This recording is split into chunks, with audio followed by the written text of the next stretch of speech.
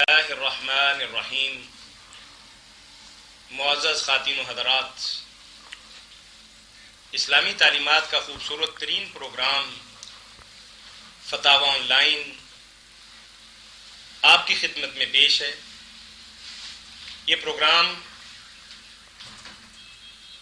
ہر اتوار عصر تا مغرب آپ کی خدمت میں پیش کیا جاتا ہے۔ آپ کو بھی روزمرہ زندگی کے اندر دین اسلام کے حوالے سے رہنمائی کے سلسلہ میں بے شمار سوالات، خدشات اور تحفظات ذہن کے اندر آتے ہوں، اپنے اشکال ہمیں پیش کیجیے۔ ہم قرآن و سنت کی روشنی میں آپ کی مشکل کا حل پیش کریں گے، اور یہ حل پیش کرنے کے لیے میرے ساتھ تشریف فرما ہیں ملک کی معروف علمی شخصیت محترم مولانا محمد اسحاق مدہ ظلہ العالی۔ جی السلام علیکم ورحمۃ اللہ۔ وعلیکم السلام ورحمۃ اللہ وبرکاتہ۔ جی فرمائیے بھائی، کیا پوچھیں گے آپ ہم سے؟ سر سوال میں نے پوچھا تھا کہ جو ہم ٹیکسٹ بکس میں ہماری لکھا ہوتا ہے جی جی پاکستان اسٹڈیز میں بالخصوص، کہ یہ جو سندھ پر جو حملہ ہوا تھا، ہاں ہاں اسلام سندھ میں جو پہنچا، جی جی 712 عیسوی تھی، 17 عیسوی 712 عیسوی، 712 عیسوی، اور کربلا کے غالباً 680 میں کربلا ہوئی ہے سر۔ اچھا جی، تو 690 722 سال کے بعد کا واقعہ ہے۔ جی جی تو اس میں سر یہ ہے کہ اس میں یہ بتایا جاتا ہے کہ حجاج بن یوسف ثقفی جو غالباً عراق کے گورنر تھے، جی جی انہوں نے اپنے بھتیجے محمد بن قاسم ثقفی کو بھیجا سندھ میں ایک عورت کی پکار پہ کہ وہ عورت راجہ دیر کی قید میں تھی، جی جو ہندو راجہ تھا۔ تو سر اس میں یہ سوال یہ ہے کہ مطلب ہے یہ ان کے بارے میں جو تاریخ میں روایت آتی ہے کہ یہ حجاج خود بھی بڑے ظالم تھے، اور یہ مطلب پورا ایک سلسلہ ہی مطلب بڑا مظالم ڈالتا رہا۔ اور واقعہ کربلا میں آپ دیکھتے ہیں کہ رسول اللہ صلی اللہ علیہ وسلم کی جو یعنی کہ خاندان کی عورتیں ہیں ان کو بھی یعنی کہ احترام نہیں دیا گیا۔ تو یہ یعنی اس واقعے کی بنیاد مولانا صاحب سے میں کلیئر کرنا چاہتا ہوں کہ آیا یہ واقعہ واقعی ایسا ہے، کوئی ایسی عورت اس کی قید میں تھی؟ کیونکہ بعض حضرات یہ بھی کہتے ہیں کہ یہاں پہ غالباً کچھ سادات تھے جو کہ راجہ دیر نے پناہ دے رکھی تھی، اور ان کو پکڑنے کے لیے محمد بن قاسم ثقفی صاحب کو بھیجا گیا تھا۔ چلیں آپ کے سوال کے ہم دو حصے کرتے ہیں۔ سر ایک تو آپ یہ کہنا چاہتے ہیں کہ انہوں نے اس قدر سادات پہ ظلم و ستم ڈھائے تو کس طریقے سے ایک عام عورت کی مدد کے لیے نکل سکتے ہیں؟ جی بالکل۔ اور دوسرا آپ کا سوال یہ ہے کہ در حقیقت وہ کسی عام عورت کی مدد کے لیے نہیں نکلے تھے، بلکہ راجہ داہر کی بے خونی کے لیے یا اس کو مزہ چکھانے کے لیے کہ کیسے آپ نے سادات کو پناہ دی ہے، یہ بات آپ بتا رہے ہیں؟ کیونکہ میں نے سنا کہ ایسی بھی آپ کا روایت سوال واضح ہو گیا نا جی سر؟ بالکل بالکل۔ اس کا جواب دیتے ہیں مولانا۔ جی سر۔ ٹھیک ہے جی۔ میرے محترم بھائی، یہ جو تاریخی باتیں ہیں نا، ان میں سے بہت سا مواد تو بلا سندی، اور اگر سندیں بھی ہیں تو بہت کمزور اور ضعیف قسم کی ہیں جو امام تبری وغیرہ نے اکٹھی کر لی۔ ان کی بنیاد پر ہم اتنی بات فیصلے کریں تو یہ کوئی مناسب بات نہیں۔ یہ باتیں اللہ تعالیٰ پر چھوڑنی چاہیے۔ جو کوئی مسترد بات آئی نا سامنے اس کو بیان کر سکتے ہیں، وہ آپ بھی پوچھ سکتے ہیں۔ یہ محمد بن قاسم جو ہے نا، کربلا میں جو کچھ ہوا اس میں اس کا دخل نہیں، نہ حجاج بن یوسف کا۔ حجاج بن یوسف اور یہ محمد بن قاسم جو ہے نا، یہ بعد میں عبد الملک اور ان کے بعد آنے والے جو نا ولید وغیرہ ان کے زمانہ میں ہوئے ہیں۔ پہلے جو ہے نا دور یزید کا اس میں نہیں تھے، نہ حجاج کوئی کسی علاقے کا حاکم تھا۔ اس لیے کربلا کا جو کچھ آپ نے بیان کیا نا اس میں ان کا کوئی دخل نہیں، کوئی حصہ نہیں۔ بعد میں ٹھیک ہے کہ حجاج جو ہے نا اس کو پوری امت کہتی ہے کہ وہ اپنے ظلم میں مشہور ہے، کوئی اہل سنت یا اہل تشیع میں سے نہیں جو اس کو اچھا کہ سب اس کو حدیث رسول میں آیا تھا نا کہ ثقیف میں دو ہوں گے، ایک کذاب ہوگا ایک مبیر ہوگا، خون بہانے والا ہلاکو۔ تو اس کو ہی کہا گیا ساری امت نے کہ مبیر یہی ہے حجاج بن یوسف، جس نے 1,20,000 تو ترمذی شریف میں آتا ہے جس کو فرش پر لٹا کر چھری سے ذبح کروایا۔ جنگوں جو میں جو مروایا ہوتے اس کے علاوہ نا بہت ظالم ہے۔ اسی لیے نا عمر بن عبدالعزیز رحمۃ اللہ علیہ کہتے تھے کہ اگر امتوں کے فرعون آئے نا تو ہماری امت کا فرعون جو ہے نا حجاج بن سب سے بڑھ جائے گا، اتنا ظالم کوئی نہیں ہوا۔ باقی یہ محمد بن قاسم اس کا داماد تھا، بھتیجا تھا۔ اس کے بارے میں جو ایک بات ہے نا، یہ قصے جو نا آپ نے بیان کی ان میں نہیں ہم پڑھیں گے کیونکہ ان چیزوں کی اتنی بنیاد نہیں۔ جو راویوں پر کتاب ہے نا تہذیب و تہذیب، 12 جلدوں میں امام ابن حجر اسقلانی نے لکھی، جنہوں نے بخاری کی شرح لکھی، انہوں نے لکھا عطیہ بن سعد اوفی کے حالات میں حدیث کے عالم کہ حجاج نے اسے لکھا اپنے بھتیجے کو کہ عطیہ کو بلا کر یہ کہو کہ وہ حضرت علی رضی اللہ عنہ پر لعنت کرے، اور اگر وہ ایسا نہ کرے تو 400 کوڑا اس کو مارو۔ اس نے بلایا تو اس نے عطیہ نے کہا یار ساری عمر جس سے محبت کی، اب میں تمہارے کوڑوں کی ڈر سے اس کو لعنت کروں؟ تم نے جو کرنا کرو۔ تو وہاں پھر آتا ہے کہ اس نے 400 کوڑا مارا، حالانکہ زنا کی سزا بھی اللہ نے 100 کوڑا، 400 کوڑا، اور سر بھی مونڈ دیا بیچارے کا۔ وہ پھر عراق چھوڑ کر نہ خراسان کو چلا گیا، جب تک عباسیوں کا انقلاب نہیں آیا، بنو امیہ کا تختہ نہیں اٹھا، وہ بیچارہ واپس نہیں آیا۔ یہ ایک کارنامہ اس کا جو نا اتنے بڑے حدیث کے عالم نے لکھا۔ اس لیے یہ کوئی اچھے لوگ نہیں ہوئے، انجام بھی ان کا بخیر نہیں ہوا۔ جب دوسرا خلیفہ پھر سلیمان آیا، کیونکہ اس کے خلاف تھے یہ کہ یہ نہ آئے، یہ جرنیل اس کے مخالف تھے، یہ ولید کے بعد اور کو جاتے تھے۔ اب وصیت تھی عبد الملک کی، وہ آ گیا، اس نے پھر سب کو بلا کر نہ موسیٰ بن نصیر کو بھی افریقہ سے، اس کو بھی بہت بری طرح مارا۔ اس کو تو گھوڑوں کے پیچھے باندھ دیا، نہ گھوڑے دوڑائے گئے، ہڈیاں چور ہوئیں۔ محمد بن قاسم پھر بہت بڑی موت پڑا۔ اور وہ جو موسیٰ بن نصیر تھا وہ بہت بوڑھا ہو گیا تھا، افریقہ کا فاتح تھا، اس کو صرف اتنی سزا دی کہ جائیداد ضبط کر لی، بھوکا کنگال ہو گیا۔ پھر وہ بازاروں میں بیچارہ روٹی مانگتا، رندہ بھی ہو گیا تھا، تو لوگوں نے پھر اس کو اس حال میں دیکھا کہ وہ آواز لگاتا تھا کہ لوگوں فاتح افریقہ پر رحم کرو اور کوئی روٹی کے لیے مجھے پیسے دے۔ بہت بری حالت سے مرا۔ اچھا چلیں بات واضح ہوگی بھائی۔ جی سر، یہ کوئی اور سوال ہے آپ کے ذہن میں؟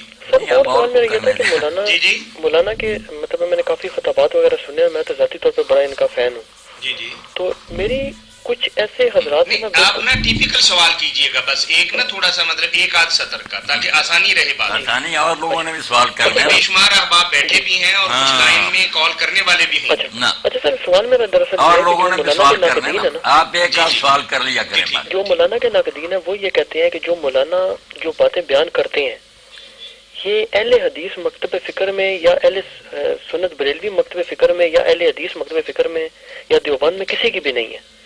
وہ حضرات یہ دعویٰ کرتے ہیں کہ ہم نے جب اپنے عالموں سے مولانا کی بات کی ہے کہ وہ جیسے مولانا فرماتے ہیں جی کہ بھی شیعہ کافر نہیں ہے، یا صحابہ کو یہ کہنے سے کوئی کافر نہیں ہوتا، یہ نہیں ہوتا، وہ نہیں ہوتا، تو وہ کہتے ہیں جی کہ یہ صرف مولانا کو یہ بات کیوں سمجھ آئی، ان سے پہلے کیوں نہیں عالموں کو یہ بات سمجھ آئی؟ ٹھیک ہے، اس کا بھی مختصر جواب، اس کا مختصر جواب دے دیتے ہیں، پھر کسی دوسرے دوست کو۔ یہ جو ہے نا کہ صحابہ کرام رضوان اللہ علیہم اجمعین کو گالی دینے سے کوئی کافر نہیں ہوتا، بلکہ صدیق اکبر اور حضرت عمر فاروق کو دینے سے بھی یہ کوئی میں نے انوکھی بات کہی؟ جتنے فقہ اور فتاوے ہیں حنفیوں کے، دوسروں سب نے لکھا کہ یہ یار صرف ایک گناہ ہو سکتا کہ گالی دینا، بلکہ قتل کرنا بھی جو ہے کہ جس نے حضرت عثمان رضی اللہ عنہ کو قتل کیا یا حضرت علی کو، کون ان کو کافر کہتا؟ گناہ گار ہی ہے نا۔ کافر ہونا کوئی آسان ہے؟ کافر تو تب ہے جب وہ اعلان کر دے کہ میں نہیں رسول اللہ کو نبی مانتا۔ اب جو حضرت علی رضی اللہ عنہ کا قاتل ہے، اس کے حالات تو پڑھے تو وہ اپنے وقت کا بہت بڑا عابد زاہد آدمی تھا، سارے مصر کو اس نے قرآن پڑھایا، اور حضرت عمر کے زمانے میں اس نے علاقے فتح کیے، بڑا نیک آدمی تھا، مگر رنج میں آ گیا کہ اس معاویہ علی نے کیا یہ فساد برپا کر رکھا۔ 3 آدمیوں نے کعبے میں قسم اٹھائی، وہ چلے گئے مختلف شہروں میں، ایک کا داؤ لگ گیا، حضرت علی قتل ہو گئے، معاویہ اس دن آئے نہیں، ان کو وہ بھی بچ گئے، عمر بن عاص تھوڑے بہت زخمی ہوئے، وہ بھی پھر بچ گئے، حضرت علی شہید ہو گئے۔ بندے وہ سارے نمازی دیندار تھے، کافر کیا کہیں یار، حالات ایسے ہو گئے تھے، کو کسی خیال کا ہو گیا۔ کافر کہنے والے توبہ کریں، بالکل ہر دن کہ سب الشیخین لیسا بکفر، برائی ہے بس۔ جی السلام علیکم ورحمۃ اللہ۔ وعلیکم السلام۔ جی فتاوی on line? G فتاوی on line بھائی۔ جی مولانا صاحب بیٹھے؟ جی الحمدللہ، تشریف فرمائیں جی۔ السلام علیکم مولانا صاحب۔ وعلیکم السلام ورحمۃ اللہ وبرکاتہ۔ کیا حال ہے مولانا صاحب؟ خیریت، آپ بتائیں نا، خیریت سے ہیں؟ ہاں جی اللہ کا شکر ہے، آپ سے دوسری دفعہ بات ہو رہی ہے، پچھلے جمعے کو بھی ہوئی تھی۔ جی فرمائیے، سوال کیا ہے آپ کا بھائی؟ جی سوال یہ کہ نا یہ جو وضو ٹوٹنے کے بارے میں سنا ہے کہ اگر نماز پڑھ رہے ہو تو اس پر اگر شک ہو کہ وضو ٹوٹ گیا ہے تو اس سے وضو نہیں ٹوٹتا جب تک یقین نہ ہو جائے، تو یہ صرف نماز پڑھتے ہوئے ہی بات ہے یا جب ایک نماز پڑھنے دوسری کا انتظار کر رہے ہو اس وقت اگر ایسا شک ہو تو اس میں بھی یہی صورتحال ہوگی؟ یعنی آپ کا سوال یہ ہے کہ اگر آپ کا شک دوران نماز ہے تو پھر کیا عمل ہے، اگر نماز کے بعد دوسری نماز کے انتظار میں آپ ہیں یہ کیفیت ہوگی تو پھر کیا حکم ہے؟ جی جی یہی سوال ہے نا سر آپ کا؟ ہاں جی ہاں جی۔ چلیے ٹھیک ہے۔ ایک بیماری ہے میری بڑی پاگل ہو جائے ہر وقت وہ میرا شاید میرا وضو ہے یا نہیں، رکھنے کتنی ہوئی، ان میں آدمی اگر پھنس جائے نا اس کے پیچھے بات کلیئر نہیں آ رہی جی، آواز کلیئر نہیں آ رہی. آواز کلیئر آنی چاہیے. اچھا آ رہی ہے اب؟ جی کچھ مولانا صاحب کی طرح کام آتی ہے، باقی آپ کی زیادہ صحیح آتی ہے. بھائی سامنے رکھ دیتے اگر اس سے کام نہیں کرنا. ٹھیک ہے. ہاں تو یہ وسواسی جو ہو جاتے ہیں نا لوگ، یہ بہت بڑا روگ ہے، اس سے پناہ مانگنی چاہیے. اسی لیے اللہ کے رسول اللہ علیہ السلام نے یہ بات کہی کہ جب تک بو نہ آئے یا آواز نہ سنو اس وقت تک وضو نہیں ٹوٹتا. وہم میں پڑے رہو گے نا وضو ٹوٹ گیا تو شیطان اس طرح پاگل بنائے گا کہ آپ کو پھر تسلی ہوگی ہی نہیں کہ میرا وضو ہے. اس کے لیے ابن قیم رحمۃ اللہ نے کتاب لکھی اغاثۃ الافان کہ عبادت گزار لوگوں کو اتنے پاگل پن میں مبتلا کرا بس وسے جان نہیں چھوٹتی. وضو کرنے بیٹھیں گے لوٹوں پر لوٹے باہر ہیں، یہی نہیں تسلی ہوتی کہ سنجا ہوا یا نہیں. اس لیے حضور نے جو یقینی بات کی کہ جب تک تمہیں پکا یقینی نہ ہوتا کہ ٹھا ہوئی ہے یا ہوا آئی اور بو ہے، سمجھو وضو ٹھیک ہے. یہ نماز کے اندر بھی اور باہر بھی شک میں نہیں پڑھنا، یقین پر بنیاد رکھنی چاہیے. شک کوئی ٹھیک ہے جی. چلیں بارک اللہ فیک. بہت اچھا ایک اور آسان ہے، سوال ہے یقین پر کہ بنیاد. نا یہ دلیل دی جاتی ہے میلاد النبی کے بارے میں کہ جب رسول پاک صلی اللہ علیہ وسلم مکہ سے مدینہ تشریف لائے تھے تو صحابہ کرام نے بڑا جشن منایا تھا. تو وہ کہتے ہیں کہ جب رسول صلی اللہ علیہ وسلم دنیا میں تشریف لائے تھے تب ہم کیوں نہ جشن منائے؟ میرے بھائی جو ہے نا یہ جشن وغیرہ کہتے، جشن تو کسی نے بھی کبھی نہیں منایا. مدینہ شریف میں بھی آ گیا تو کچھ عورتیں اوپر سی چھتوں پر، کو مرد جو تھے بازاروں میں تھے وہ یہی کہتے تھے حضور کے ساتھ تو تھے. آپ کئی دن قباء میں ٹھہرے، پھر مدینہ میں آئے، لوگ لینے کے لیے گئے ساتھ ہی تھے. وہ اتنا ہی کہتے جا محمد جا، اللہ کے رسول آ گیا. نہ کوئی جھنڈیاں، نہ گھوڑے، نہ اونٹ، کوئی نہیں، نہ کوئی جشن. اور جشن تو تب ہوتا جو یہ منا رہے کہ ہر سال جب آتا نا ہجرت کا دن پھر مرد عورتیں بڑگریوں میں نکلتے اور اسی طرح مناتے، پھر ان کی بات میں کچھ وزن ہوتا. حضور علیہ الصلوۃ والسلام پیدا ہوئے تو اس موقع پر دادے نے عقیقہ کر دیا تو کرنا ہی چاہیے، سارے کرتے. مگر ہر سال پھر عبد المطلب اور اس کا گروہ کوئی مکے میں جلوس نکالتا تھا، کوئی خوشیاں کرتا تھا. ہمارے یہاں بھی بچہ پیدا ہو ایک دن خوشی ٹھیک ہے جب وہ پیدا ہو، مگر ہم سالگرہ منانے لگے ہندو ہو گئے. بالکل اسلام میں جو یہ بہانے کرتے نا تم بچوں کا مناتے ہو، بھائی وہ بھی غلط ہے. اس کو روکو، خدا کے تم دلیل بنا دیتے ہو. بچوں کی جو سالگرہ مناتے ہو وہ اسلام میں کا سالگرہ لفظ ہندوؤں کا، کوئی اسلام کا لفظ نہیں. اس لیے بنا الفاسد ار الفاسد، ایک غلط بات لے کر اس پر ایک اور ردہ رکھ دینا کوئی بات نہیں. جو جشن مناتا ہے سالگرہ جھوٹا ہے، کیوں کیک کاٹتے. جب پیدا ہوا تھا اس دن خوشی، مگر سال کے بعد وہ دہراتے رہنا میں بوڑھا ہو گیا پھر میرے بچے خوشیاں کریں، بابا جی کا عقیقہ کرو، کرنے کی بات ہے. تو کوئی عقل کی بات کرے. جب رسول کریم علیہ السلام دنیا میں آئے ان کے خاندان والوں نے خوشی کی، مگر ہمارے لیے جو اصل خوشی ہے نا جشن جشن کوئی نہیں، وہ نبوت کی خوشی. آپ قرآن میں دیکھ رہے ہیں جہاں احسان بتایا نا پیدائش کا کوئی ذکر نہیں کیا. لقد من اللہ علی المؤمنین اذ بعث فیہم، اللہ نے احسان فرمایا جب حضور کو نبی مقرر کیا. اور اس طرح یعنی جو صحابہ کرام نبوت ملی نا وہ ہمارے لیے اصل خوشی کی بات. ورنہ لوگ پیدا ہوں فوت ہوں اتنا جہان آتا کیا خوشی ہمیں. اگر حضور نبی نہ ہوتے اور کوئی ایسی کتنے تھے. آپ کو نبی مقرر کیا تو نبوت سے حضور سے ہمارے سردار ہیں، آپ کے ہم پیرو ہیں. اور اصل جو ہے نا جشن وہ کوئی نہیں کہ جشن منائے، وہ یہ ہے کہ جو آپ دے گئے اس کو ہم سیکھیں، اس پر عمل کریں، اپنے گھروں میں عمل کرائیں اور اس کو پوری دنیا میں غالب کرنے کے لیے کوشش کریں. یہ آپ سے محبت کا تقاضا ہے. اگر واقعی حضور کے آپ دیوانے ہیں. چلیں بھائی بہت شکریہ آپ کے کال. نہ خیزت مانگے حق ادال میں گھر مسلمانی میں آسائی میں. جب تک پوری دنیا میں لا الہ الا اللہ محمد رسول اللہ کا وعدہ بلند نہیں ہوتا ہمیں آرام سے نہیں بیٹھنا چاہیے. یہ محبت ہے. کتابیں لکھو، یونیورسٹیاں بناؤ، ایسے ادارے قائم کرو، حکومتیں اسلامی لاؤ جو پوری دنیا میں حضور کو بلند کرے. یہ جھنڈیاں جڑیاں پڑھتے روزے نہیں رکھتے، جھنڈی ہے. جی جزاکم اللہ. السلام علیکم ورحمۃ اللہ. السلام علیکم. جی وعلیکم السلام ورحمۃ اللہ. یہ آن لائن نمبر ہے جی مولانا صاحب کا؟ آن لائن نمبر ہے. اچھا میں تجمل حسین بات کر رہا ہوں گوجرا سے. جی فرمائیے بھائی. جی خیریت سے. اچھا سوال یہ ہے مولانا صاحب سے جی جی کہ اکثر ان سے سنا ہے کہ جو خلف الامام فاتحہ پڑھے وہ بھی اپنی جگہ بعض دلائل میں ٹھیک، جو نہ پڑھے وہ بھی ٹھیک، کہ جس نے پڑھی ہے اس نے پڑھ لی اور جس نے نہیں پڑھی اس نے سنی ہے امام سے. ہلو، ٹھیک ہے، میں سمجھ گیا سر کہ آپ کا سوال یہ ہے کہ امام اگر نماز پڑھا رہا ہے اور جہری نماز ہو، یہی کہہ رہے ہیں نا آپ؟ جی میں عرض یہ کر رہا ہوں نا کہ وہ تو ہو گیا کہ جس نے پڑھی ہے وہ بھی ٹھیک نہیں. اگر آدمی ابتدا میں گیا ہی اس وقت ہے کہ فاتحہ پڑھی جا چکی ہے، سورت پڑھی جا رہی ہے، ہاں تو اس وقت تو نہ اس نے سنی نہ اس نے خود پڑھی، پھر اس کا کیسے فیصلہ ہوگا؟ جی بتاتے ہیں مولانا. جمل جی. صاحب، اس سورہ فاتحہ پر اصرار اور ضد نے نا اتنے دین میں نا مسئلے کھڑے کر دیے جن کا اندازہ نہیں. جن میں سے ایک تو یہی ہے جو آپ نے کیا کہ نماز ہے جہری، امام اونچی آواز سے پڑھ رہا اور سورہ فاتحہ سے آگے گزر گیا. یہ جب آ کر شامل ہوا تو آگے پڑھ رہا سورت قرآن کی. اب قرآن بھی کہتا سنو اور حضور بھی کہتے ہیں قرآن پڑھا جائے سنو. چلو فاتحہ کی بات تو الگ ہے، پہلے سے ہوتا تو فاتحہ پڑھ لیتا ساتھ ساتھ تو کچھ گنجائش ہوتی، مگر اب اتنا اندھیر اور یہ ظلم کہ قرآن امام پڑھ رہا تم اس کے مقتدی، تم سو نہیں گئے. کیوں اس کے مقتدی بنے؟ وہ قرآن پڑھتا ہے، میں نے دیکھا اپنے ساتھ کھڑے رہو الحمدللہ رب العالمین. جمل بات سنا کرے نا، بات شروع کرتے پھر جی جی جی ارشاد ارشاد. آپ چپ نہیں نہ کرتے.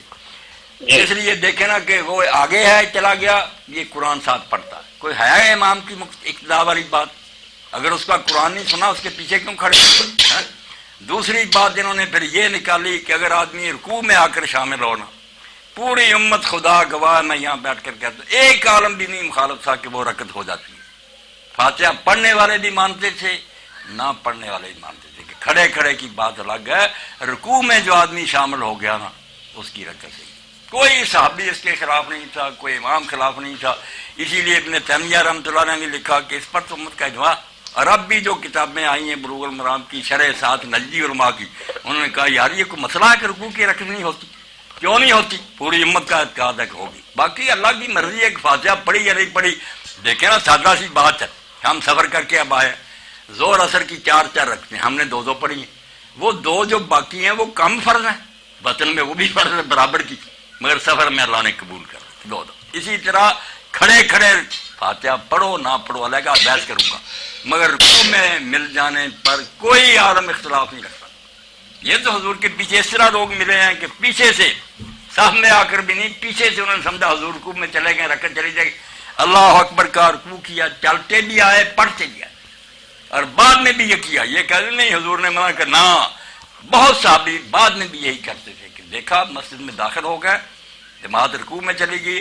یہ 10-15 صفوں میں علامہ البانی صاحب نے سارے آثار اکٹھے کر کے دیکھو کوئی ہے ایسا جسے اٹھ کر پڑھ کے مڑ کر. تو یہ فاتحہ پر ضد نے نا کئی باتیں من گھڑت شروع کرا دی. اب مسئلہ رہ گیا فاتحہ کا، وہ سن لیں. یہ تو رکوع کی رکعت ٹھیک ہے، جو فاتحہ کے بعد آ کر شامل ہو ایک لفظ نہ فاتحہ کا پڑھے، قرآن سنو. پہلے سے جو شامل ہے اس کے لیے 3 راستے ہیں. اگر وہ پڑھے گا ساتھ ساتھ مگر سکون کے ساتھ وقفوں میں، امام الحمدللہ رب العالمین کہہ کر چپ ہو جائے، تھوڑا سا وقفہ کرے، چلو یہ آرام سے پڑھ لے. یہ ابو ہریرہ عبادہ بن صامت رضی اللہ عنہ کا طریقہ تھا. یہ کوئی بڑی بات نہیں، پڑھ لے، آگ نہیں پڑے گی منہ میں. اور اگر نہ پڑھے پھر بھی ٹھیک ہے. زیادہ صحابہ کرام اونچی آواز سے جب امام پڑھے تو کسی نماز میں پیچھے نہیں پڑھتے. زیادہ تھوڑے وہ تھے جو کسی نماز میں نہیں پیچھے پڑھتے. ان میں جو کاتب وحی ہے نا، جس سے قرآن حضرت ابوبکر عمر نے لکھوائے حضرت زید بن ثابت، اور جس کو امام بخاری نے کاتب وحی لکھا. کسی دوسرے نے کبھی لکھا جو حضور کے پاس اصل کاتب تھا نا وہ زید تھا، وہ کسی نماز میں امام کے پیچھے نہیں پڑھتے جیسے حنفی کہتے. اس لیے یہ تینوں طریقے جو میں کہہ رہا ہوں نمازیں ٹھیک ہیں، بالکل نہ پڑھے، ہر حال میں پڑھے. اور اگر ایسی رکھتے ہیں جن میں امام اونچی پڑھتا ان میں آرام سے اس کا سنیں، جن میں آہستہ پڑھتا ان میں پیچھے سورت بھی پڑھے فاتحہ بھی پڑھے. یہ ہے عدل کی بات ہے تیسری. مگر اگر دونوں دوسرے بھی کرے نا کہ ہر حال میں پڑھے بالکل نہ پڑھے، کوئی نہیں کہہ سکتا اس کی نماز نہیں. اس لیے جو بڑے سے بڑا بھی عالم نا کتاب لکھتا فاتحہ پر، وہ پہلے لکھتا ہے کہ یہ 3 گروہ سے صحابہ کرام. بہت شکریہ. جب آپ نے مان لیا کہ صحابہ 3 طرح کے، کس کی نماز کو کہو گے نہیں ہوئی؟ سب کی ٹھیک. जज़ाकुमुल्लाह हसन। کرو जी अस्सलाम वालेकुम व रहमतुल्लाह। वालेकुम अस्सलाम जी मियां ताहिर साहब, क्या हाल है आपका? जी अल्लाह का एहसान भाई, बिल्कुल खैरियत। असद बुखारी बात कर रहा हूँ इस्लामाबाद से। जी फरमाइए भाई। मौलाना साहब बैठे? अल्हम्दुलिल्लाह तशरीफ फरमा है। जी मौलाना साहब क्या है, अस्सलाम वालेकुम, क्या हाल है आपका? वालेकुम अस्सलाम व रहमतुल्लाह। असद साहब खैरियत से हैं? जी आपकी आवाज़ बड़ी कम आ रही है।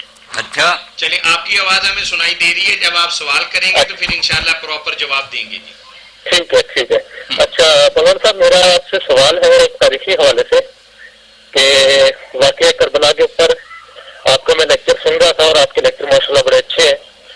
तो इसमें एक सवाल है कि अगर यजीद जो था वो इमाम हुसैन से बैत का मुतालबा ना करता, मतलब जिस तरह उसकी हुकूमत चल रही थी उस तरह चलती रहती, लेकिन इमाम हुसैन को तंग ना करता और उनसे बैत का मुतालबा ना करता, तो फिर इमाम हुसैन का दायमल क्या होता? ऐसा साहब जो यजीद की थी ना वलीयदी, ये बाद में है ना बैत का मुतालबा करना भी उसका बिल्कुल ना जायज। बैत का मुतालबा मुझे आवाज बिल्कुल नहीं आ रही। ये यार रख दो ना भाई सामने, और नहीं समझ उनको लोगों को आ रही, बहुत नुकसान हो रहा है, रखना यार लोगों को बात ही ना सुनाई पैदा कर। जी ठीक। असद भाई अब आवाज आ रही है हमारी? क्या ठीक है जी असद भाई।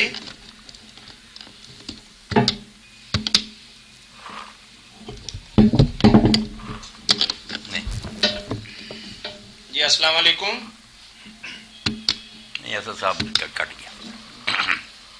चलो कोई और सवाल करें, उनका भी आ जाएगा। लो कागज लिख के दें। कागज पर लिख कर दे देना आप सुकून से बैठ कागज दे दो ना शाबाश, सब लोगों को तकसीम कर दो, जिसने भी कोई सवाल करना हो शाबाश लिख दो। जी अस्सलाम वालेकुम। वालेकुम सलाम। ये तो फहद ये आ गया। फतावा ऑनलाइन। फहद भाई क्या हाल है? फहद बोलो, मैंने एक हदीस शरीफ का पूछना था मौलाना साहब से। पूछ ले। हेलो जी जी। हेलो जी, हदीस शरीफ है, जो शख्स बिदअत करे या किसी बिदअत करने वाले को जगह दे, उस पर खुदा, फरिश्तों की और तमाम लोगों की लानत, ना उसकी कोई नफल इबादत कबूल की जाएगी और ना ही पर। ये इससे अब ये काफी सख्त हदीस नहीं है, इससे हमें क्या कहते हैं, जो लोग बिदअत करते हैं उनसे फिर हमें नहीं बातचीत करनी चाहिए। और ये रिवायत आपने फहद कहाँ से पढ़ी है? ये इसके नीचे लिखा है सही बुखारी जिल्द 2 हदीस 413 बाब जिहाद के बयान में। हदीस मुझे तो बस यही हदीस का नंबर क्या बताया फहद भाई आपने? हदीस 413 बाब जिहाद के बयान में। वो मोटी सी भी रखा करें 6 किताबों जी में। इंशाल्लाह 413। फहद भाई ऐसा कर सकते हैं कि आप इसे अगले इतवार तक के लिए पेंडिंग कर नहीं, लें? अगले एतवार तक क्यों पेंडिंग करना, सुन ये रिवायत जो है ना कि बिदअती की जो ताजीम करे या बिदअत निकाले, उसका ना फर्ज अल्लाह कबूल करता है ना नफल कबूल करता है, उस पर अल्लाह फरिश्तों की लानत है। ये अगर बिदअत के बारे में कहे ना, जो ये लोग नई बातें निकालते हैं, तो ये इब्न माजा वगैरह में है, मगर इनमें से फहद भाई कोई सही नहीं, एक रिवायत भी सही नहीं, सब या मौजू है, मनगढ़ंत या ज़ईफ हैं, ऐसी बातें नहीं करनी चाहिए। मदीना के बारे में जो आपने कहा ना कि जो मदीना शरीफ में हदास करे या उसको पनाह दे, जो बुखारी की आप कह रहे हैं, उस पर अल्लाह फरिश्तों की लानत सारा कुछ है, वो एहदास की बात। एहदास आमतौर पर हम बिदअत को कहते हैं, बिदअत नहीं बुरी हरकतें, कि मदीना में खून रेजी करे, जना करे, बदमाशियाँ करे, लोगों को मारे, मदीना में ख़राब काम करे या उसकी मदद करे। जैसे यजीदी लश्कर ने मुस्लिम बिन उक़बा ने आकर किस तरह मदीना को 3 दिन लूटा, लोगों को कत्ल किया, घर जो थे बर्बाद किए, ऐसे लोगों के बारे में आपने कहा उन पर लानत है। और ये भी कहा कि जैसे नमक पानी में घुल जाता ना, वो घुल जाएगी। इसी तरह वो मक्का को जाते हुए 3 दिन बाद ही बुरी मौत मर गया और पीछे यजीद भी मर गया। उलमा ने लिखा कि देखा फिर हजूर की बात सच्ची हुई कि जो मदीना वालों पर जुल्म करेगा उसका ये अंजाम हो। वहाँ ये बिदअत जो है ना, जो हमारे दोस्त ये नई बातें निकालते हैं, ठीक है मैं इसके खिलाफ हूँ, ये इन्हें कोई हक नहीं है, मगर ये वो नहीं बातें जो इन पर अल्लाह फरिश्तों और रसूलों की लानत है और जिनका फर्ज नफल नहीं कबूल करेगा, इन पर ना गरीबों पर लगाया करें। ये बेखबर है, ना वाकिफ हैं दीन की, इन्हें समझ नहीं, इसलिए ये अपनी नादानी से ये बातें निकालते हैं। मगर इब्न तैमिया रहमतुल्लाह अलैह इतने बड़े हक कहने वाले और ज़रा लिहाज नहीं किया, उन्होंने भी लिखा कि ये जो काम ये करते हैं ایک طرف تو یہ بدعت ہے، اس کا وبال بھی ہوگا کہ نئی کام کیوں نہیں، ایک طرف محبت رسول بھی ہے کہ حضور کی محبت ہے، اللہ اس کو بھی تولے گا۔ اس لیے کئی لوگ بیچارے جو ہے نا سادہ، وہ اپنی محبت کی وجہ سے اللہ سے نام لے لیں گے، ان کی نیتیں نیک ہیں۔ کوئی شرارتی مولوی فسادی جو جلوس وغیرہ نکالتے ہیں وہ پکڑے جائیں گے۔ کوئی عدل کیا کرو، یہ سارے لوگ کو کافر نہیں نا، یہ پیدل گستاخ ہے، بے علم۔ وہ جو مکہ مدینہ میں کہا نا احداث، وہ نکال کر دیکھیں، وہ برے حرکتیں کہ ظلم، قتل، غارت، لوٹ مار، اس کو کہا کہ جو ایسا کرے گا، مدینہ کہا ہے وہاں سے رزق ہے، یا وہاں اس کو پناہ دے گا ظالم کو، اس پر فرشتوں کی لعنت۔ وہ بخاری کی حدیث ہے، ان کا ذکر ہے۔ یہ بدعت نکال والے جو ان کا صاحب بدعت دوسرا لفظ ہے، وہ نہیں، موضوع روایت ہے، کوئی صحیح۔ چلیے بہت شکریہ آپ کے کال کرنے، جزاکم اللہ حسن۔ جی السلام علیکم ورحمۃ اللہ۔ جی السلام علیکم ورحمۃ اللہ۔ بولتا ہی کوئی؟ جاوید صاحب۔ اچھا جی جاوید صاحب۔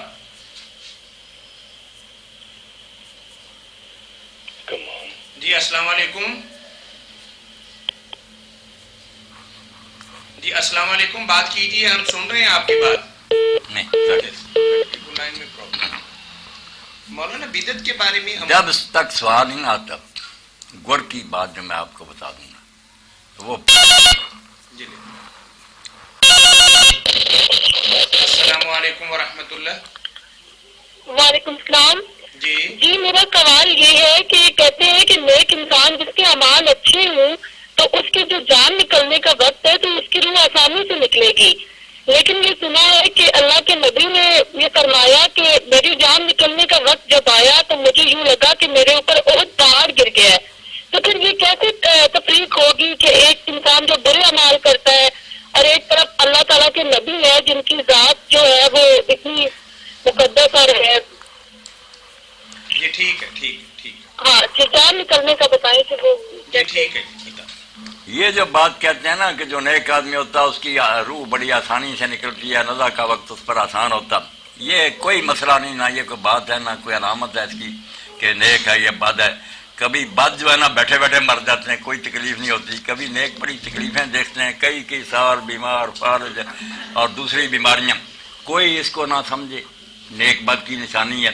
یہ اللہ تعالیٰ کی طرف سے ہے کہ کسی ظالم کو اگر اللہ نے آسانی سے مار دیا تو اس کو سمجھیں تو یہ بری موت ہے، جو ہے نا اچانک مر گیا، کوئی دکھ نہیں دیکھا، کوئی اچھا نہ سمجھے، اصل سمجھے اس کے کہ یہ ناراضگی کی پکڑ ہے، جیسے پولیس چھاپا مارتی ہے اچانک گرفتار کرتی ہے، یہ وہ بات ہے کہ توبہ کا موقع نہیں ملا، کسی سے کوئی معاملہ طے نہیں کر سکا۔ جی موت کے لمحے کی سختی کی بات کر رہی ہوں کہ اس لمحے سختی جو ہے وہ نہیں، وہی بتا رہا ہوں کہ لمحہ سخت آئے یا کوئی آئے کوئی بات نہیں۔ اللہ کے رسول علیہ السلام کی تکلیف جو تھی اس کو دیکھ کر ہی ام المؤمنین عائشہ رضی اللہ عنہا نے کہا کہ مجھے بڑی یہ خواہش تھی کہ میری جان آرام سے نکلے، مگر جب حضور کی تکلیف دیکھی تو میرے دل سے یہ بات جاتی رہی کہ یہ کوئی اچھی بات ہوتی تو اللہ کے رسول کو نصیب نہ ہوتی۔ یہ بیماری میں جو ہے نا تلخیاں اور تکلیفیں، یہ تو بہت اچھی بات ہے کہ وہ اللہ کی طرف توجہ کرتا، اللہ سے دعائیں کرتا، خلق خدا سے معافی مانگتا، کسی کے ساتھ ظلم ہو گیا اس کا تلافی اس کی کرتا، کوئی برا نہ جانے اس کو۔ اگلی بات یہاں پریشانی دیکھ کر حضرت سیدہ فاطمہ تو زہرا روئی تھی نا کہ ہائے میرے ابے کی تکلیف، تو آپ نے فرمایا بیٹا تیرے ابے کی اس کے بعد کوئی تکلیف، یہی مرض ہے، اس کے بعد اس کے لیے راحتیں۔ تو دنیا میں تکلیف کا آ جانا کوئی بری علامت نہیں، اور کسی کا آرام سے مرنا کوئی اچھی نشانی نہیں۔ جزاکم اللہ۔ یہ بات تو میں کہہ رہا تھا چلو ماشاء اللہ۔ السلام علیکم ورحمۃ اللہ۔ ہیلو، جی السلام علیکم ورحمۃ اللہ۔ وعلیکم السلام ورحمۃ اللہ وبرکاتہ۔ جی جاوید صاحب اللہ خیریت سے رکھے۔ جی بالکل آن لائن ہے، بات سن رہے ہیں آپ۔ ماشاء اللہ، آپ کو ایک دفعہ پھر اس بابرکت محفل کی بہت زیادہ مبارک ہو۔ اللہ تعالیٰ آپ کو بھی برکتیں نصیب کرے، جزاک اللہ، جزاک اللہ، قبول فرمائے اللہ یہ کوشش۔ جزاک اللہ۔ یہ جتنے پیارے بھائی یہ بابرکت محفل میں شریک ہیں، حاضرین اور سامعین، ان سب کو میری طرف سے بہت زیادہ دلی مبارکباد اور بہت زیادہ سلام عرض ہو۔ آپ سب کو خوش رکھے اللہ۔ جاوید بول رہا ہوں لندن سے۔ تو میں نے کہا چلو مبارکباد کے ساتھ ساتھ ایک چھوٹا سا सवाल भी पूछ लेते हैं। पूछ लें जावेद साहब। जी अच्छा, गुजारिश ये है कि मौलाना साहब आज के दौर में अल्लाह के नबी सल्लल्लाहु अलैहि वसल्लम से मोहब्बत का सही तरीका क्या है और किस तरह आज के दौर में उनके उसवा हसना को उजागर किया जा सकता है, अमली तौर पर भी और ज़ाहिरी तौर पर। ज़ाहिरी तौर पर तो हम देखते हैं आज के कोई जो है ना कोई कमी नहीं है, तो अब इसको क्या सही तरीके से इसको किस तरह किया जा सकता है? बिल्कुल जावेद साहब, आपकी बात जो है ना, सूरह फातिहा में जो आखिरी लफ्ज हम पढ़ते हैं ना, जी जी जी उसमें यही बात बयान की गई है कि एक लोग तो वो हैं जिनकी नीयतें बुरी हैं, उनको अल्लाह ने गैरुल मग़दूब अलैहिम वलद्दालिन, उनको गुमराह के जो दालिन ये बुरे नहीं। बात सुन ले आप, ये भटके हुए राह से नीयतें नेक हैं, हक की तलाश के लिए निकले हैं, हुजूर से मोहब्बत के लिए निकले, मगर रास्ता नहीं आता, गलत तरीके से मनाते हैं, इसीलिए ये बाद में आए। गैरुल मग़दूब अलैहिम पहले है कि उन पर तो अल्लाह का ग़ज़ब है। ये सिर्फ नावाकिफ़ हैं, बेखबर हैं, इनकी नीयतें नहीं बुरी, बहुत मोहब्बत करने वाले। हम क्यों कहें मोहब्बत नहीं करते, मगर सही रास्ता नहीं जानते कि हुजूर की मोहब्बत का तरीका क्या है।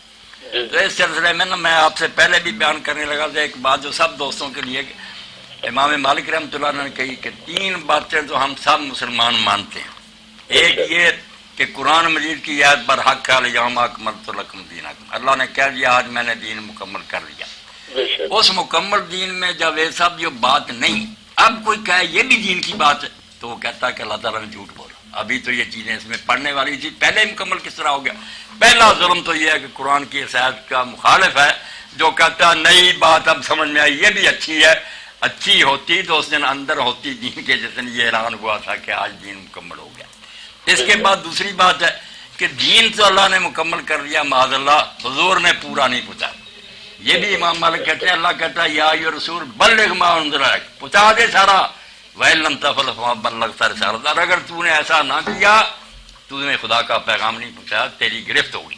अब अगर कहें हुजूर ने माज़अल्लाह उस मुकम्मल दीन में से कुछ नहीं बताया, जो अब आहिस्ता आहिस्ता हम दरियाफ्त कर रहे हैं, तो काफिर ही होगा। रसूलुल्लाह को कहा कि आपने पूरा दीन नहीं पहुंचाया।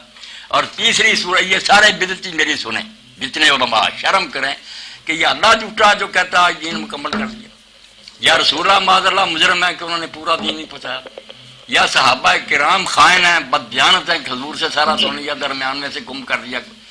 जब ये तीनों बातें हम नहीं मान सकते और माने तो इस्लाम से निकल जाएं, तो फिर बिदअत का कोई जवाब नहीं। जो कहता ना ये अच्छी चीज है, वो अल्लाह को झूठा कहता है कि दीन मुकम्मल नहीं था, अभी रसूल को झूठा कहता है कि उसने। इतना बड़ा जुर्म है कि इन लोगों को अगर अकल आ जाए तौबा करें, सिर्फ वो काम करें जो रसूलुल्लाह ने बताया, एक बात भी नहीं ना करें। और जो मिसालें देते हैं, घोड़े पर चढ़ते हो, टांगे पर चढ़ते हो, जहाजों पर, भाई ये कोई दीन है? ये स्वाब की बात है। सिख भी चढ़ते हैं, हिंदू भी चढ़ते हैं, ये क्या बात हुई? ये आदात कहलाती है, इनको आदात, दुनिया की तरीके। जो इबादत है ना कि इसमें स्वाब मिलेगा, अल्लाह खुश होगा, रसूल, वो है हिस्सा जो मुकम्मल हुआ था। उसमें नई बात दाखिल करोगे ना, इस्लाम से निकल जाओ। बिल्कुल साबित करो या रसूलुल्लाह के ज़माने में हुआ, वरना तीनों बातों के मुखालिफ, दीन के मुकम्मल होने के मुनकर, रसूलुल्लाह के दीन पहुंचाने से इनकारी, और सहाबा किराम के दीन को छिपाने के इकरारी। तौबा करो। इसीलिए बिदअत को बहुत बुरा कहा गया कि बिदअती लोग जो है ना, इन पर अल्लाह और रसूल नाराज हैं। दुनिया के मामलों की बातें ना करो। मौलाना आपने ऐनक लगा दे, ऐनक तो हिंदू भी लगाता। अगर सवाब की बात तो हम उन्हें कहा दरूद शरीफ हमारे साथ पढ़ो, नमाज पढ़ो, उन्हें कहे नहीं मौलवी साहब ये आपका दीन का। दीन और दुनिया में ये तकसीम याद रखेंगे, जिसमें काफिर मुसलमान सब शरीक होना, वो दुनिया को अच्छा चलाने की आदत है। उसमें हमें हुजूर ने खुली इजाजत दे दी। जब खजूर की तौंद का मामला आया, फरमाया अंतमाल अमर दुनिया, दुनिया के काम तुम आप बेहतर जानते हो, ये मुझसे क्या पूछ रहे? उसमें खुली छुट्टी, ट्रैक्टर से करें, हल से करें, कोई नहीं दीन को रुकावट। जब दीन की बात आप करेंगे कि ये रखने पड़े, ये जश्न मनाएं, जिससे अल्लाह रसूल खुश होगा, जन्नत मिलेगी, फिर यहाँ से पकड़ेंगे आप कि ये दिखाओ हुजूर के जमाने में था। और अगर नहीं तो दीन नामुकम्मल रह गया था, तुम उसको मुकम्मल करते। इसलिए दीन के शोबा में कोई नई बात लानत है। मन अहदस फी अमरिना हाज़ा फहुव रद्द। फरमाया हमारा ये काम जो है, जो नबियों का, इसमें नई बात जिसने निकाली उसके मुंह पर मारी जाएगी और उसका कोई सवाब नहीं होगा, अज़ाब होगा। ये एक नुक्ता आपको मैंने समझा दिया। दीन और दुनिया हर वक्त धोखा देते हैं कि आप फिर जहाज पर क्यों सवार, भाई वो काफिर मोमन सब करते हैं, وہ دنیا کی زندگی اچھے طریقہ سے بسر کرنے کی بات ہے، اس میں ہمیں دین کوئی نہیں روکتا، نہ اس میں بدعت ہوتی ہے۔ بدعت ہے اس شعبہ میں جو ثواب و عذاب کی بات ہے، اس میں نئی بات کرو گے دکھانا پڑے گا کہاں سے لیا تم نے یہ۔ چلو اللہ کی ذات ہے آپ کو۔ اب تو ایسے لگتا ہے مجھے کہ یہ ظاہری طور پہ اتنا یہ ہو گیا ہے کہ جس کی کوئی انتہا نہیں ہے۔ اتنا اسراف اور ٹی وی فضول پہ خرچی، دیکھ رہا تھا، پتہ نہیں کتنے ہزار کلو کا انہوں نے کیک بنایا ہے اور کیا کیا کچھ ہے۔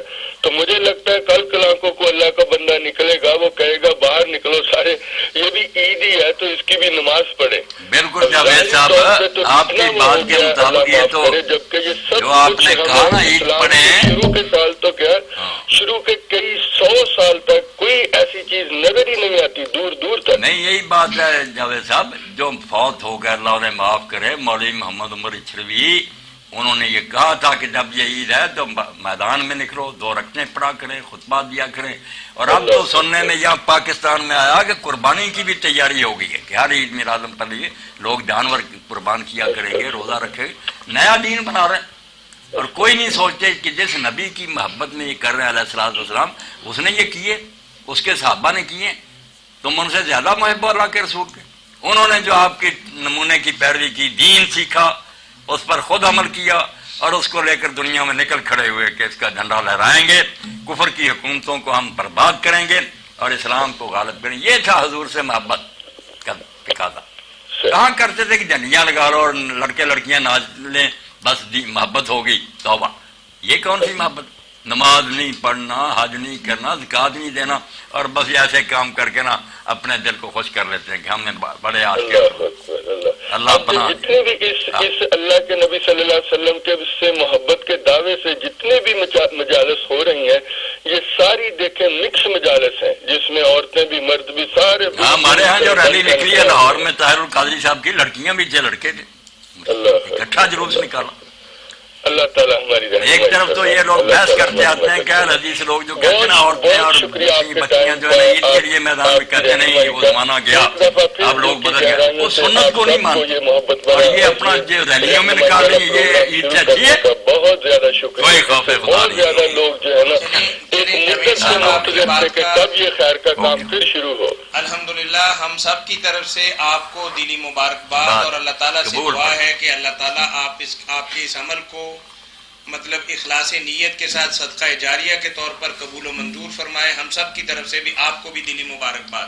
اللہ جزاک جاوید صاحب کی بات کا محبت کیا، علامہ اقبال کہتے ہیں عاشقی محکم ساز تقریر یار، اگر تو حضور کا عاشق ہے نا تو حضور کی پیروی جو کیا کر، جو نہیں کیا نہ کر۔ وعلیکم السلام جی، اسد بخاری بات کر رہا ہوں، آواز کا مسئلہ حل ہو گیا؟ ہاں کرے جی ہو گیا، جی فرمائیے۔ جی وہ میں نے سوال کیا تھا، اس کا پتہ نہیں برابر جواب دیا یا نہیں دیا، میری تو کال ڈسکنیکٹ ہو گئی تھی۔ ڈسکنیکٹ ہوگی کرے نا اسد صاحب، آپ نے کے حوالے سے سوال کیا تھا نا؟ ہم نے بھی جواب اسی لیے نہیں دیا کہ اسد صاحب کا رابطہ کٹ گیا، فائدہ کوئی نہیں انہیں۔ میں آپ کا سوال ذرا دوہرا دیتا ہوں، دیکھ لیجئے کہ یہی آپ کا سوال تھا۔ جی جی ضرور۔ آپ نے فرمایا تھا کہ یزید اگر امام حسین رضی اللہ تعالیٰ عنہ سے بیعت کا نہ کہتا تو شاید یہ وقوع نہ ہوتا، اور پھر امام کا وہاں کردار کیا ہوتا کہ اگر وہ ان کو انسسٹ نہ کرتا، پاور کے ذریعے ان کو بیعت میں لانے کی کوشش نہ کرتا، تو پھر تو امام کا رویہ کیا ہوتا؟ یہ آپ نے پوچھا ہے نا جی؟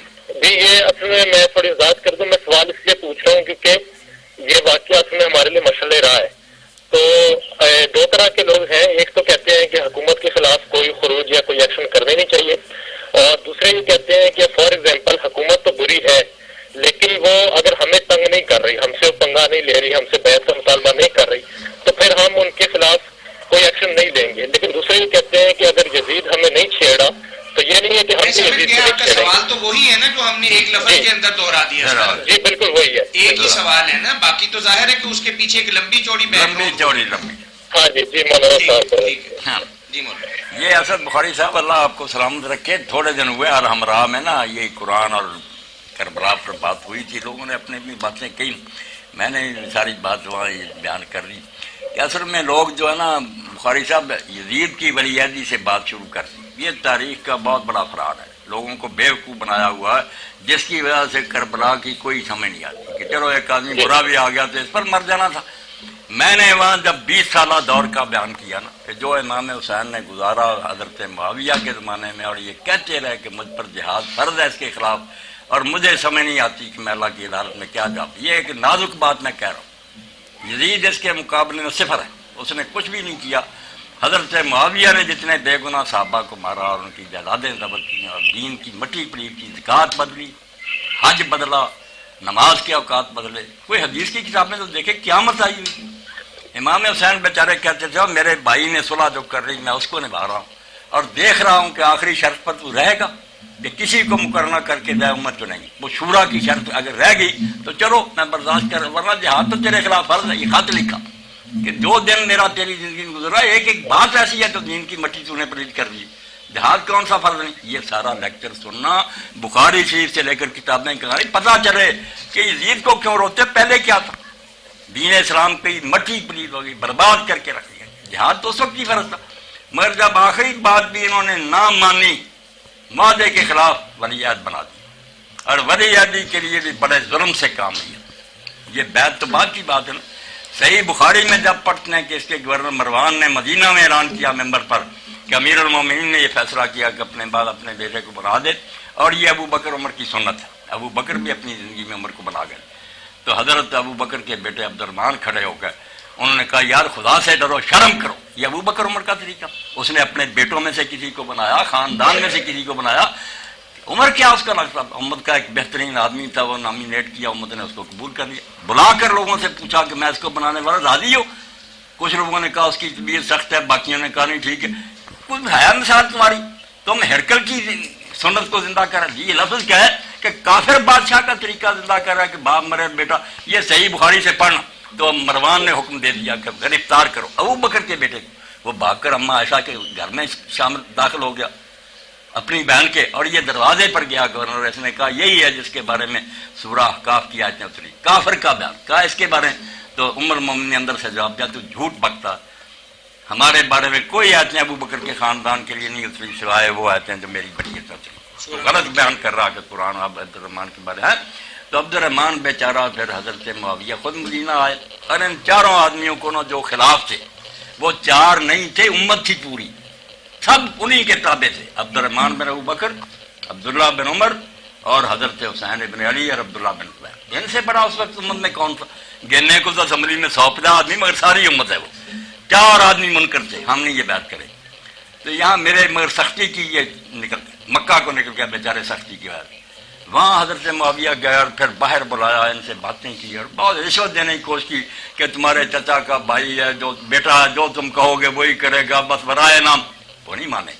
حضرت عبداللہ بن زبیر نے کہا یا رسول اللہ کی طرح کر کہ امت کو چھوڑ جا، لوگ بہتر آدمی چن لیں گے، یا ابو بکر کی طرح کر کے خاندان کو چھوڑ دے، کوئی اچھا آدمی امت سے چلا۔ اب تو اسعد بن ربیع وقاص جیسے جنتی صحابہ موجود ہیں، یا پھر کمیٹی بنا دی۔ اس نے کوئی بات نہیں مانی اور کہنے لگا اچھا تم سے نپٹوں۔ اب خدا گواہ صحیح روایت کے ممبر پر چڑھا مکہ میں، ان چاروں کو نیچے بٹھایا، ان پر نگران مقرر کیے کہ اگر یہ زبان کھولنے لگے سر اڑا دو، اور ممبر پر حرم شریف میں جھوٹ بولا کہ یہ چار آدمی مخالف سے، ان چاروں نے بیعت کر لی ہے، یہ راضی ہو گئے۔ یہ بیچارے چپ رہے، سر پر کھڑے تھے کہ بولے سر اڑا دو۔ بعد میں چلا گیا اور لوگوں نے کہا تم نے بیعت کر لی، انہوں نے کہا خدا گواہ ہم نے اس کی کوئی بیعت نہیں، جھوٹ پر۔ یہ بھائی اسد بخاری جو بیڑا پہلے غرق ہو رہا تھا وہی ناجائز تھا، اور پھر بیعت لینے کے لیے دباؤ ڈالنا شروع کیا۔ گورنر کو لکھ دیا مدینے کے لا رخصت، ذرا نرمی نہیں کرنی ان سے، زبردستی بیعت لو۔ وہ عبد الرحمن بن ابی بکر بیچارہ مکے نکل گیا، پہاڑوں میں چھپ گیا حبشی مقام پر، وہاں مرا، سویا ہی رہ گیا۔ حضرت عائشہ رضی کو بہت دیر تک شک رہا کہ یہ معاویہ نے مروایا، اس کو اس طرح کو مرتا۔ بعد میں پتہ چلا کہ نہیں، وہ بیچارے وہ جو فوت ہو گئے، باقیوں کی شامت آ گئی، عبداللہ بن زبیر کی بھی اور حضرت امام حسین کی بھی۔ تو پہلے جو ولی عہدی ہوئی نا، کعبے نے جھوٹ بول کے وہی ناجائز، اس لیے امام حسین یزید نام بھی برا ہوتا، اس آئین کی خلاف ورزی کو کیسے برداشت کرتے کہ بھائی سے معاہدہ کیا تھا کہ شورا ہوگی، اس کو توڑا، حرم میں جھوٹ بولا، اور ایک نالائق آدمی کو اتنے صحابہ کی موجود ہے، 36 سال کا ہے صرف، حضرت عثمان کے زمانے پیدا ہو، صحابہ مر گئے نہیں، کوئی بات نہیں۔ اس لیے اسد بخاری صاحب یہ جو ہے نا شروع کرتے یزید سے کہ وہ شرابی تھا، یہ بیوقوف لوگ وہ بالکل زانی شرابی بھی ہوتا پھر بھی کوئی سیٹ اپ ٹھیک ہوتا، نظام درست ہوتا اور صحیح طریقے سے چنا جاتا تو حضرت حسین مان لیتے، مگر یہاں تو قدم قدم پر آئین کی مٹی پلیت ہو رہی۔ حضرت حسن سے جو وعدہ تھا کہ شورا ہوگی وہ توڑ دیا، جو بات تھی جھوٹ بول کر کے چاروں بیعت کر چکے، لوگوں کو دھوکہ دیا۔ اس لیے آپ اس پورے کو پڑھنے کی کوشش کریں، اور یزید کے بعد بھی جو آئے نا اس کو دیکھیں کہ حسین رضی اللہ کی نگاہ دیکھ رہی تھی کہ یزید سے جو بعد میں آئیں گے دن بدن برے ہوں، اور وقت آیا، میں ایک ہی مثال آپ کو دے دوں، اس کا نام ولید بن یزید بن عبد الملک تھا، عبد الملک کا پوتا تھا، یہ بھی خلیفہ ہو گیا۔ تو اس نے پھر کعبہ شریف کے برابر جتنا سائز کعبہ اتنا خیمہ بنوایا، شراب کے مٹکے ساتھ لیے، گانے حج کے لیے چلا، کعبے کی چھت پر یہ لگا کر نا خیمہ، وہاں شراب پینوں گا اور گانے سنوں گا۔ وہ تو قتل کر دیا گیا، امت اٹھ کھڑی ہے اس کو۔ اس لیے یہ بات یزید کی نہیں تھی، پورا نظام تبدیل ہو رہا تھا، پہلے بھی برا اور بعد میں دن بدن برا ہے۔ تو امام حسین رضی اللہ نے جو قدم اٹھایا اس کو کوئی نہ کہے خروج نہ کوئی جنگ۔ اس طرح جنگ ہوتی ہے کہ آدمی اپنی بہنوں کو لے لے اور بیٹیوں کو لے لے میدان میں نکل جائے، بوڑھا جس کی داڑھی سرخ ہو چکی۔ یہ صرف احتجاجی نوٹ تھا، جیسے ایک جج صحیح فیصلہ لکھ لیتا نا کہ کرتے رہو جو تم کر۔ امام حسین جانتا نہیں تھا کہ میرا باپ جب پوری امت کا خلیفہ تھا، اس معاویہ نے اس کو بے بس کر دیا علی کو۔ حسن اتنے بڑے لشکر لے کر گیا، وہ بس اب میرے پاس کون سی فوج ہے، 20 سال ہو گیا اس کو دبا کرتے ہوئے، کون فوج آئے گی؟ انہوں نے صرف دیکھا کہ میں معمولی آدمی نہیں ہوں، امت جانتی ہے۔ 50 سال تو حضور کو ہوئے قبر میں گئے، میں آپ کا نواسا ہوں، آپ کے کندھوں پر سواری کی ہے، حضور نے میرے ہونٹ چومے ہیں، میرے لیے سجدے لمبے کیے، میں جب میدان میں نکل کر جان دوں گا نا، اور صرف یہ بتانے کے لیے کہ ہوتا رہا جو ہوتا، میں روک نہیں اس کو سکتا، میرے پاس کوئی لشکر نہیں۔ مگر یہ کام خلاف شرع، اس سے جو لائن لکھی گئی نا، پڑھے لکھے لوگ، امر المسلمین اور اسلام، ان کو حسین نے جدا کر دیا۔ اسلام اور ہے، مسلمان جو کچھ کر رہے ہیں اور یہ کرتے رہے، یہ سب خلاف شرع۔ جیسے ہمارے یہاں کوئی جج جو ہے نا کسی ڈکٹیٹر کے دور میں لے رہے، ہوتا رہا جو کر رہا ہے، مگر ہے یہ غیر آئینی۔ تو امام حسین کے فیصلے کی برکت ہے کہ آج تک کوئی عالم جرت نہیں کر سکا کہ حضرت معاویہ کے دور کو، یزید کو چھوڑو، خلافت راشدہ نہیں کر، بالکل فیصلہ ہو گیا کہ بادشاہی تھی مسلمانوں کی مگر اسلام سے ہٹ کے۔ ہاں حسین بس بخاری سمجھے بالکل نہ۔ بخاری صاحب آپ کراس ٹاک نہیں کریں گے کہ بہت لمبا ہو گیا، میں نے آپ کو بہت وقت دیا، بارک اللہ، بہت شکریہ۔ میں اسلام آباد آ رہا ہوں انشاءاللہ، وہاں ملاقات کرنا، وہاں ہوگی بات۔ ایک سوال اور کر سکتا ہوں میں؟ نہیں بھائی نہیں کر سکتے، نہیں بار کریں گے، میں نے مفصل آپ کی بات بیان کیونکہ آپ کے لیے کافی لمبا ٹائم مل گیا، بہت بہت میں نے دیر تک، اور ساتھیوں نے بھی سب سنا، کیونکہ آپ کا سوال بھی ایک بہت تمہید چاہتا تھا اور بڑی تفصیل بھی چاہتا تھا، لیکن مولانا نے کوئی تشنگی نہیں رہنے دی۔ اس پر اثر بخاری میرے بھائی میں ایک شعر جو اقبال نے کہا نا، وہ کے اندر رپشتا رہ گیا۔ تا قیامت کا کوئی بات نہیں، اگلے ہفتے کریں گے نا، موج خون ہے وہ کسی ایک موضوع کے لیے اگر ہم اپنے پروگرام کو مختص کریں گے نا تو پھر ہمارے لیے چلنا مشکل ہوگا۔ اس کے لیے آپ علیحدہ ملا کریں نا، سمجھ گئے نا ہماری بات؟ علیحدہ ملا کریں، گھر پر بھی فون کر لیا کریں، انشاءاللہ آپ کی بات سنیں۔ مولانا یہ مطلب تاریخی سوالات ہیں تفصیل طلب ہے، یہ بھی دین ہی۔ جی السلام علیکم ورحمۃ اللہ۔ وعلیکم السلام، شکر ہے امیر صاحب بول رہے ہیں۔ سر مناتے ہی الگ بڑے بڑا معاملہ ہو گیا باتیں والی بات ہے یار، یہ تو آپ نے نیگیٹو جملہ کہہ دیا۔ کہہ دیا ماشاء اللہ، مبارک ہو سب تو پہلے سے خیر مبارک ہے۔ شروع کر دے۔ دوسرا جڑی گل کرنی، میں نے ایگزیکٹ ٹائم جگہ میرے واسطے ڈیڈیکیٹ کر فون تے بعد چ گل کر لیں گے نا، ہن میں سوال کر لگا جی کرو۔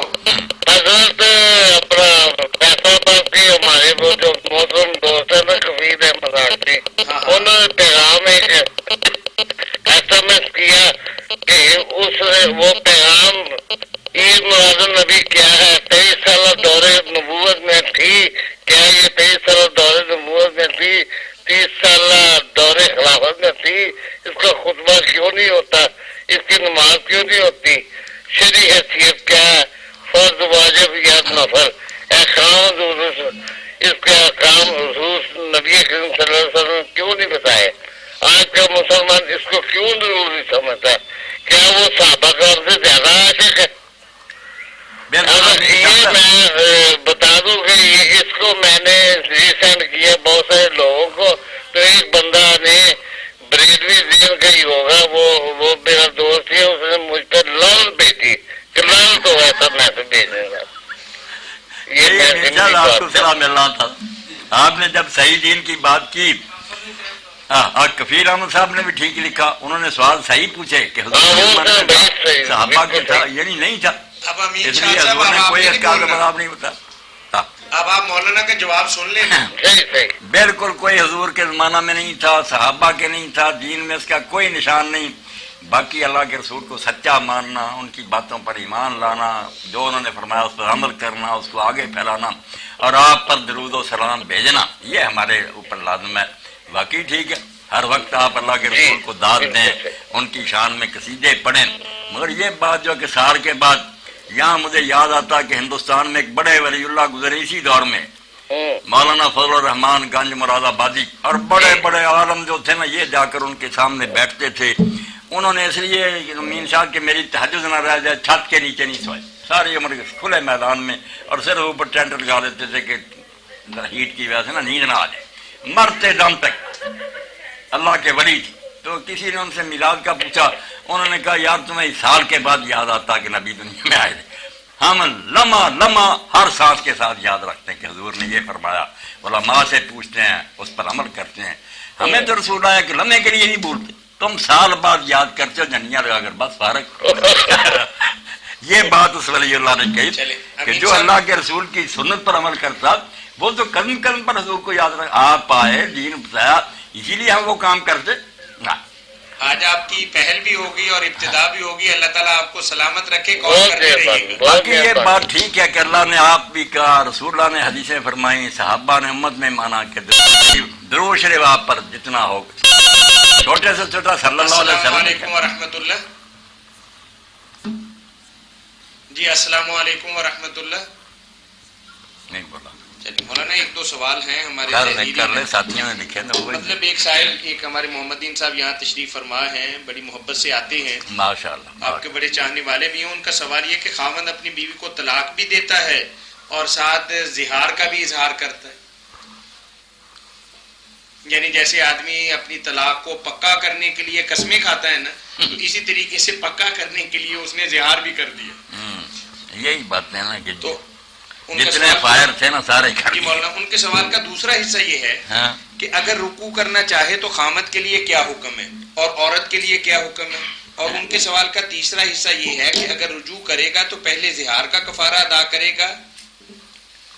نہیں، رجوع تو طلاق سے ہی کرنا محمدین صاحب. پہلے طلاق جو ہے نا اس کو ختم کرے، طلاق ختم ہو جائے تو زہار میں نکاح میں تو رہتی ہے نا، اس کا حل تو بعد میں بھی ہو جائے گا. جی ٹھیک ہے، ٹھیک ہے. طلاق سے جان چھڑائے، جو طلاق دے دیے نا، اگر نہیں ابھی وقت گزرا، زمانہ ہے جج کا، تو رجوع کرے کہ میں نے وہ طلاق واپس لے لی ہے، بیوی بنائے.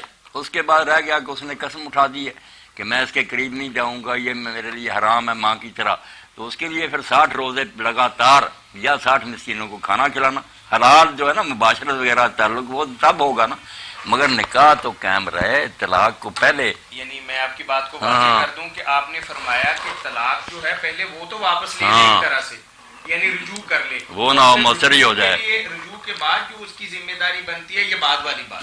اچھا مولانا ایک چھوٹی سی بات بتائیے کہ آپ اکثر بتاتے رہتے ہیں کہ ہمارے معاشرے کے زہار کے بارے میں ایک بات بتاتا ہوں. ہم یہ کہتے ہیں کسی نے کہا یہ میری ماں بہن ہے، اس کو زہار کہتے ہیں. نہیں، دین میں یہ زہار کوئی نہیں. ماں بہن کہتا رہے بکتا ہے، ماں بہن وہ کہاں ہے. یہ بات اچھی طرح سن لیں، نہ مولوی تنگ کرے کہ کھانا کھلاؤ پرانا. زہار نہیں ہمارے ملک میں کوئی کر سکتا، نہ انہیں آتا زہار کرنا. زہار زہر سے نکلا پشت، وہ کیا ہوتا؟ وہ عرب بھی کر سکتے تھے کہ انت علیہ کظہر ام، تو میرے لیے اسی طرح حرام ہے جس طرح میری ماں کی پشت میرے لیے حرام ہے. یہ لفظ کا ہے، یہ زہار ہے. ماں بہن کا ہے نا، علماء لکھتے ہیں یہ اس کی لگ بھگ بےہودہ بات ہے، مگر اس سے نہ نکاح ٹوٹتا ہے نہ زہار کا حکم عادت.